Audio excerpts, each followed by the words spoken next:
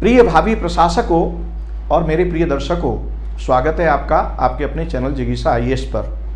हाजिर हूं मैं आज एक समसामयिक मुद्दे को लेकर के, और वो है मणिपुर हिंसा को लेकर के राज्यसभा में बहस कराने को लेकर सत्ता पक्ष और विपक्ष में असहमति हुई है।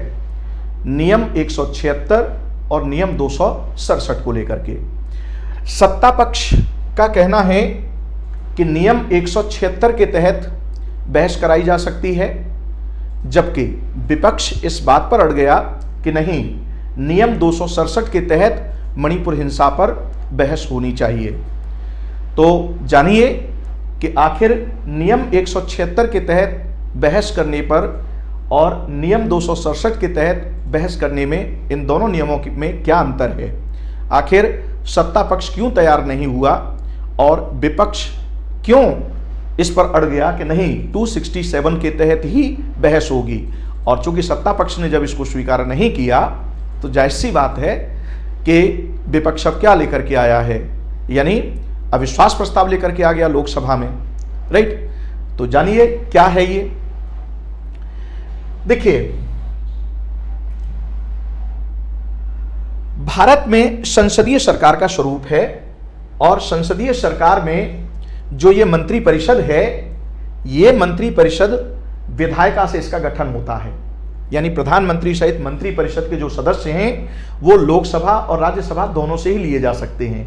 लेकिन यहां एक पेच ये है कि ये जो मंत्री परिषद है ये सामूहिक रूप से लोकसभा के प्रति जवाबदेह बनाई गई है।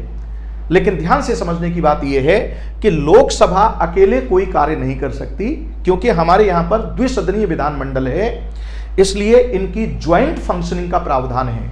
यानी कोई भी काम होगा तो वो इन दोनों की सहमति से ही होता है, राइट। कोई कानून बनेगा तो दोनों की सहमति से बनेगा, कोई भी कार्यक्रम होता है तो ज्वाइंट फंक्शनिंग है इनकी। हाँ, कुछ मामलों में लोकसभा को विशेष अधिकार दिए हुए हैं और कुछ मामलों में राज्यसभा को विशेषाधिकार दिए हैं।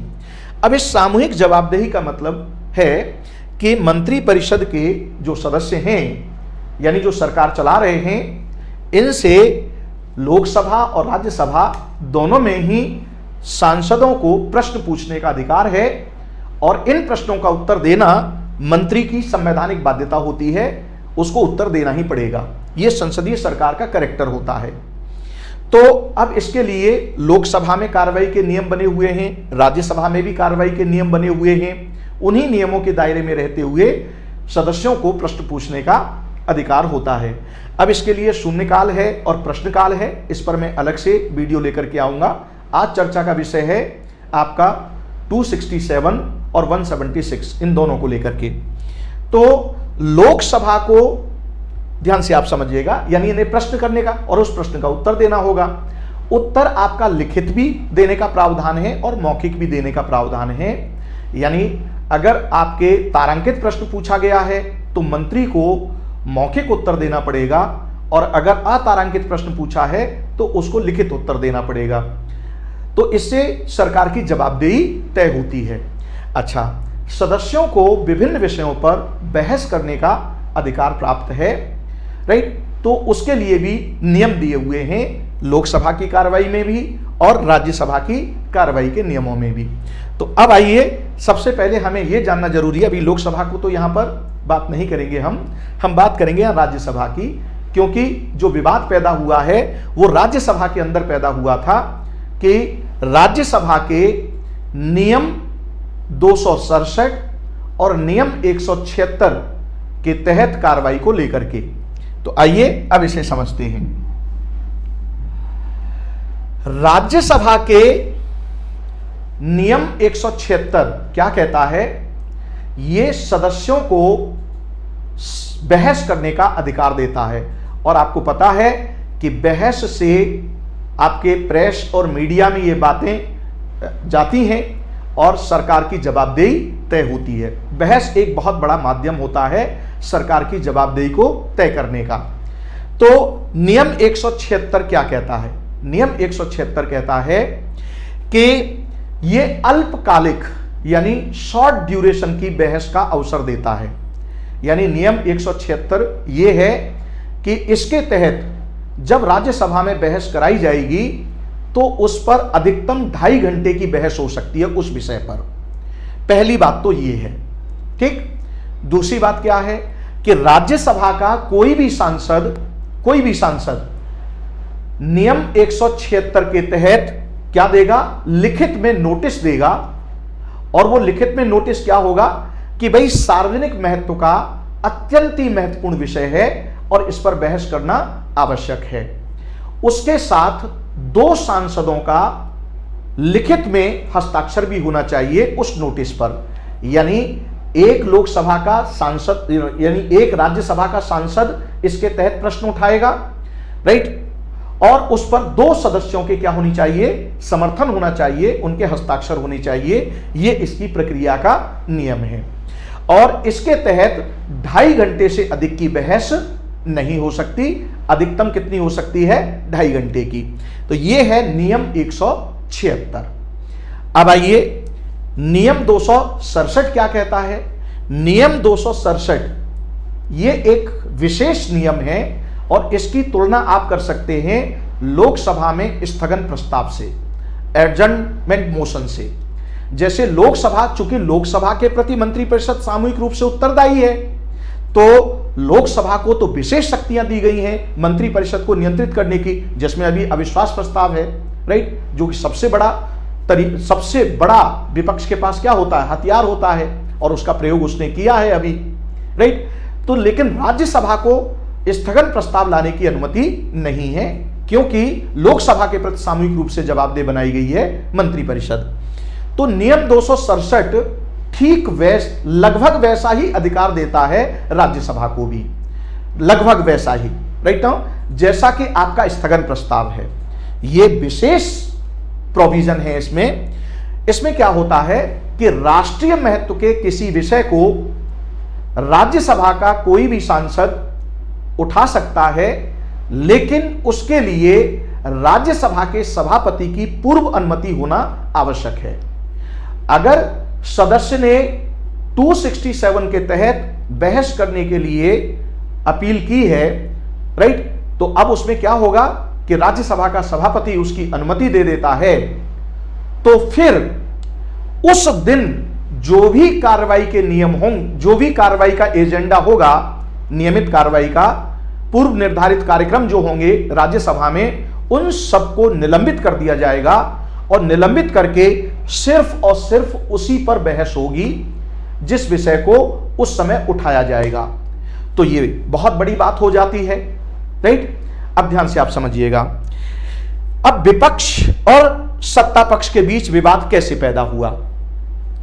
सत्ता पक्ष कह रहा है कि भाई नियम 176 के तहत आप क्या कीजिए, बहस कर लीजिए मणिपुर हिंसा को लेकर के, राइट, उसके लिए हम तैयार हैं। और अधिकांश सदस्य तैयार भी हो गए कि नियम 176 के तहत कार्रवाई हो जाएगी, राइट, इस पर बहस हो जाएगी।